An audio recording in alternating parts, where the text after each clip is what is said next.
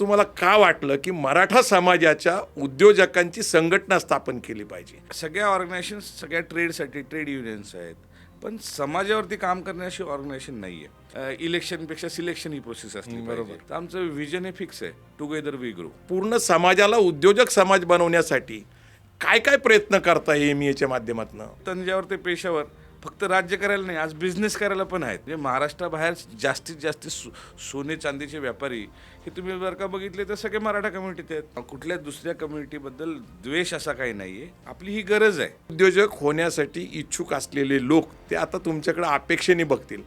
नेमकं तुम्ही पुढचं एमईएचं विजन काय आहे? मराठा ॲज अ समाज म्हणून त्याला लागणाऱ्या ज्या गरजा आहेत त्या खूप वेगळ्या आहेत. मराठा समाजाला उद्योजक हा सचोटीने धंदा करतो, चांगल्या क्वालिटीचा धंदा करतो. सेकंड क्वालिटीचा प्रोडक्ट हा कुठलाच बिझनेसमॅन घेत नाही. MSME अक्षरशः तुम्हाला 20 कोटीपर्यंत पण लोन भेटतं बापरे. विदाउट कोलॅटरल, जर का तुमचं क्रेडिट रेटिंग चांगलं असेल आणि प्रायव्हेट लिमिटेड असेल तर. शेअर मार्केट आणि सहकार मला वेगळं वाटत नाही. तुमचं काय मत आहे याच्याबद्दल? चर्चामध्ये मराठा समाज मागे पडला की आपण चर्चाच करत नाही.